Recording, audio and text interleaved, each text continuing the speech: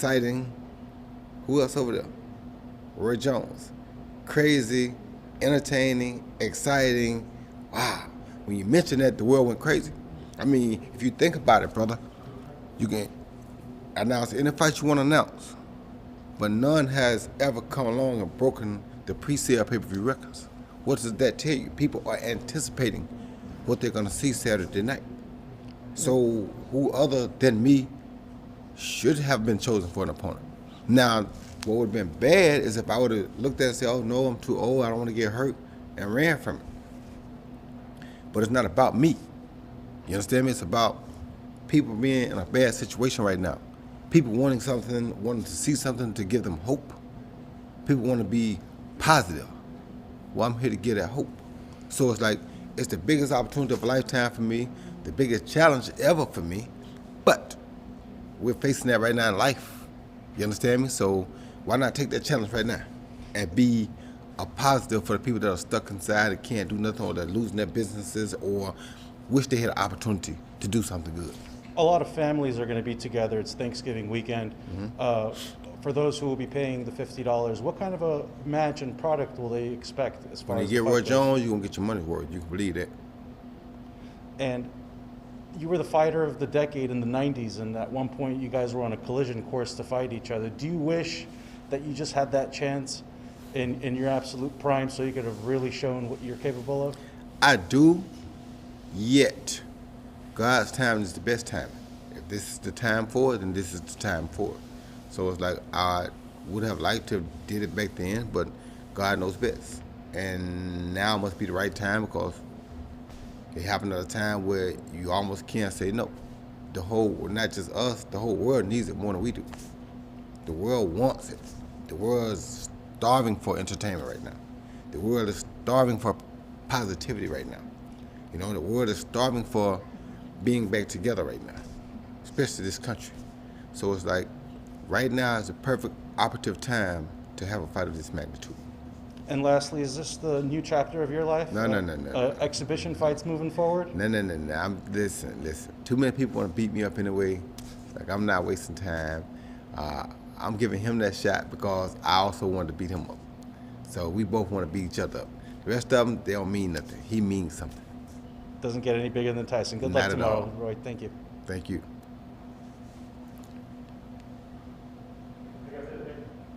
Eh? Good. Thank you.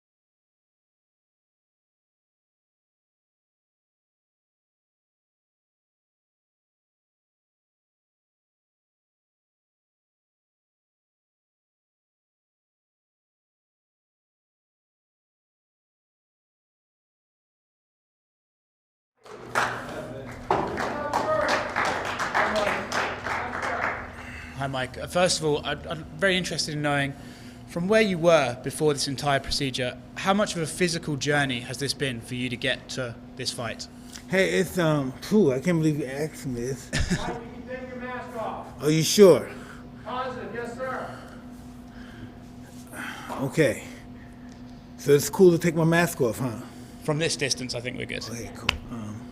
Would you be kind enough to express that again? I was just wondering what the physical journey has been like from where you were to getting to this fight. What has it been like just to change your body into fight shape? I don't know. It's a 100-pound process. And I started, my wife told me, well, she pretty much asked to do the treadmill for 15 minutes a day. So that 15 minutes turned into 2 hours a day. And from that, I started doing 2 hours on the treadmill and an hour on the bike. Then I started running. And I don't know where I was. I wanted to hit the mitts. I don't know why I wanted to hit the mitts. And someone said that they knew Rafael Cardozo, I believe it is, and Cadera, please. And he held the mitts for me, and it was I had to lose the weight, of course. But after I lost the weight, I went vegan for the whole 2 years and just never ate anything. Just starved and exercised. But when I was hitting the mitts, and I believe we showed it on Instagram, and it got like over 2 billion hits. And before that little 20-second combination, I was in the bed for 6 weeks. I was all messed up, and then I just got comfortable with the process of punching and moving, and then eventually sparring. And it was really listen, I'll never call another fighter a bum again, because the process of getting in shape to fight somebody is just psychologically overwhelming if you're not an experienced fighter. You mentioned that for some reason you wanted to hit the mitts. Are you surprised that you wanted to? Because that was something for years you shied away from. You didn't want to go back to the boxing. So when you had that sudden desire, like I'd like to hit the mitts again, were you surprised at yourself? Hey, listen, this stuff started with all my friends. I took this I don't know it's a natural medicine from alternative. It's called a toad. I took the medicine, and the medicine told me to get in shape. You said the medicine told you to get in shape. Yeah. You also mentioned before that the gods of war came and tapped you on the shoulder and said it was time to go again. Well, pretty much, yeah. Pretty much that spirit that I took that they called the toad, the god's monocle, it really blew my mind. So told me to come back and start getting in shape. Is it fun? Has this been fun for you? I know it's been hard work, but is it fun to know that you're This back? is fun right now. This bit here. This, and then boom, then we're going to the fight. This is the fun part. Everything else is hell. Your career, back when you were an active fighter, has had the highest of highs and then the lowest of lows. If you compare yourself now as a fighter to at any point in your prime, how similar do you think you are to the guy who came and destroyed Trevor Berbick, or the guy towards the end? Where do you think you rank now compared to in your prime? Hey, I never put myself in that perspective because I didn't know what I was then. I'm just very more comfortable in the way who I am now, to a certain degree. Not totally, but to a certain degree. So I can't compare the two, but this is what I want to do. I can say this, my last fight, I didn't have no interest in doing it. I'm interested in doing it now. How many rounds do you think you sparred for this fight? Quite a few. I couldn't question the number of rounds, but quite a few. What was it like mentally to get back in the ring after so long and be trading punches with someone? What was that like as an experience? Well, the first day was disastrous. Okay. And but neither how do I express this? During that session of boxing when I was getting shellacked, never once did I say, "What the fuck am I doing here?" I said, "Ooh, I belong here." That must prove something to you, right? To know that, okay, this is going terribly, but I'm not quitting. That must tell you that you're doing the right thing, that you're belonging back in that ring. At some degree, it tells me I'm a fool. Okay. But I love the other side that tells me I can do it. Yeah, I pretty much feed that one. With Roy Jones Jr., what are you expecting tomorrow night? Are you expecting him to be a little bit slower? Are you expecting him to try to stick and move for the first few rounds? What exactly do you expect out of Roy tomorrow night? I have no idea. Most likely Prado. I'm just gonna just go right at him as soon as the bell. We're just gonna see what happens. Have you been frustrated with all this sort of pre-fight talk about, there's these restrictions, there's this restrictions? For you, you've put your body through a training camp, and now people are saying that you're almost putting on a show. Does that kind of insult you? You know you're in here to fight properly. Well, listen. From any perspective, how they may look at it, it's going to be entertaining. Because I'm a fighter, he's a fighter, and of course, we're in there throwing punches, and during that process, anything can happen. Do you think you can still hit as hard as you used to be able to? We're going to see. Good stuff. And so I guess just one last thing from me. How do you see the fight going? What's your prediction? Do you have a prediction? Do you think I can knock him out in the first round or the 8th round? How do you predict this fight going? As soon as I hit him good, listen.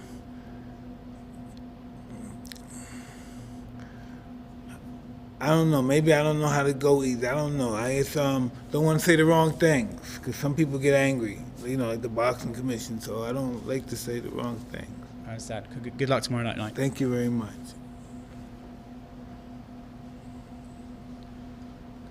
Mike, this is something I never thought I'd do, cover a fight in 2020 with Mike Tyson. You were last in the ring 15 years ago. What has the process been like for you, and what has changed now compared to 15 years ago as far as training goes? I do the same process. I box, I run, hit the bag, and it has the same momentum, same dedication. I would have never lost the weight.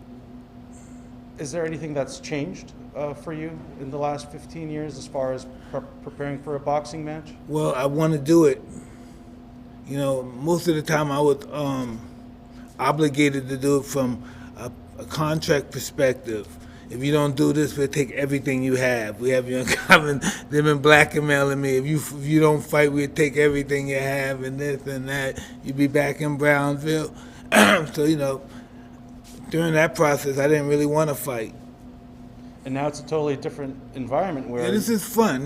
We were doing some business. I have a couple of business partners, and we were fortunate it was successful in a few endeavors, and I just wanted to do this. My brother-in-law asked, did I want to fight somebody? Somebody offered money for me to fight somebody, and at first I said no, and then I said, hey, will he fight me? Will he box me? And the guy said yes, and we went from, Bob Sapp, Tyson Fury, Shannon Briggs, and now we got Roy Jones. You've turned your life around so many times. What do you credit that to? What is that? Tell me about that. What did you mean by turning my life around? You've had so many reinventions of yourself. You've had so many acts. You've had so many new chapters, and you keep building onto your story. What do you credit that drive and spirit to? I'm just struggling like everyone else here. I'm learning from life's mistakes, or life wins. I'm doing what you're doing. We all out here surviving. Some struggling more than others. Some struggling with demons that we create ourselves. We're just out here in this world getting pitched punches of life. You have all these people around you again. Mobs are after you, kind of like it was in your heyday. What is that feeling like that you still draw that energy and attraction? Well, I don't know really how to take that. The only thing I want to do is be present for my wife and my kids, my niece, my family members and my close friends. This is a part of my life that I've pretty much thrown away. It doesn't have the appeal like it once had, but I like to manipulate it. I like to use it for a way I can voice my ego and make people come to fights and all that stuff. This is all beautiful and it's meant to be this way. But I don't take it serious as I did when I was younger. When we talked last year at the Tyson Ranch, you were telling me about the toad and how it kills your ego. Is your ego back now? It's so much more healthier than it ever been. And you've famously said everyone has a plan until they get punched in the mouth. You're going to get punched in the mouth tomorrow. What's your plan? Well, I'm gonna go to Plan B, punch him back. Thank you, Mike. Am I How you doing? good? Thanks. When you were the heavyweight champ in the world, did you ever think about what life would be like in middle age? Did you ever think that far ahead? No, I didn't think I lived that long. I was just so intense and took myself so serious back then. So you never could have imagined being in this situation? Not in a million years, no. What have you learned as you've gotten older about your body and about aging that maybe isn't as true as you thought it was when you were younger? When you were coming up, it was unusual for a 30-year-old fighter to be still competitive and at the top level. Exactly. It's just that the human species in general had, I don't know the word, it exonerated itself, exalted itself. What is that called again? We advanced ourselves. We're Evolved. different. Yeah, we evolved to another species almost. You know, what we're doing now, we're living longer. We're curing longer. We're getting more drastic disease. The disease now changes its form for it. It lasts longer and more difficult to find any kind of vaccine for it. I'm talking about diseases that we're not even conscious of yet. And I don't know.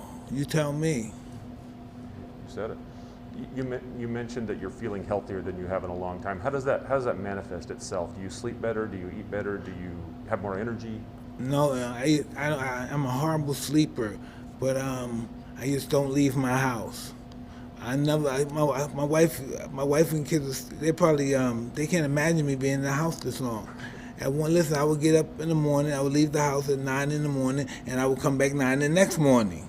And it was never, I was one of those house husbands. And time humbles you.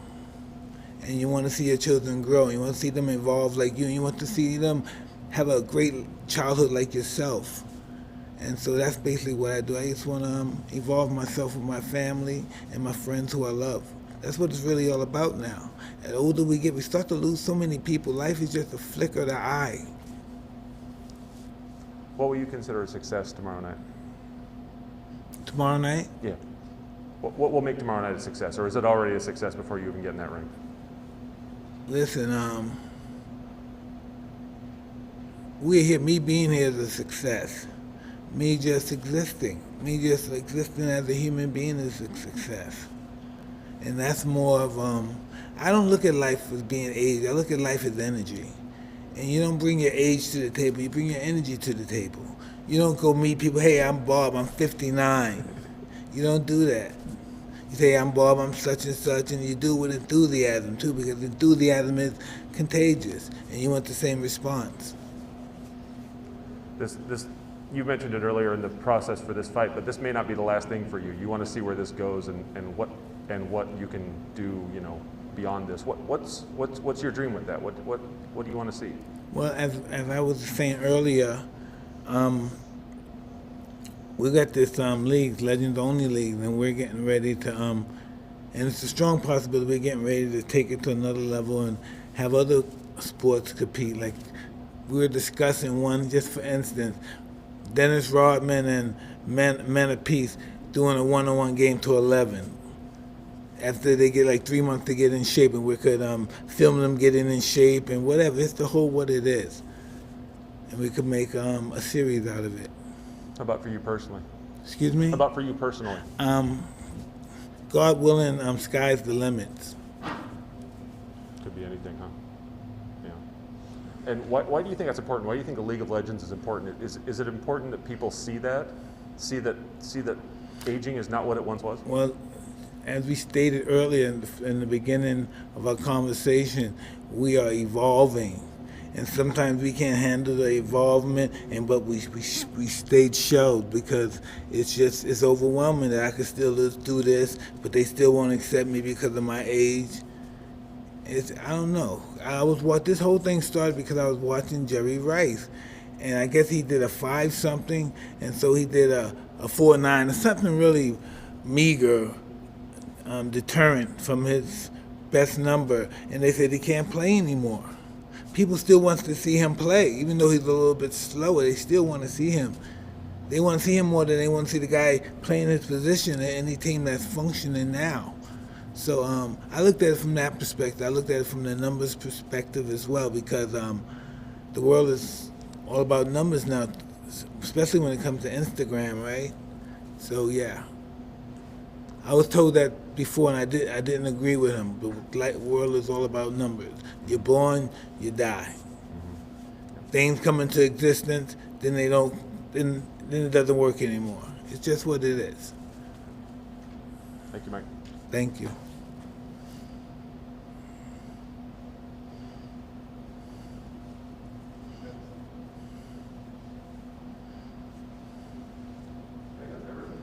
That's it.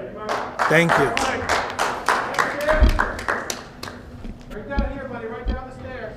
Okay. Appreciate you, Mike. You look great, buddy.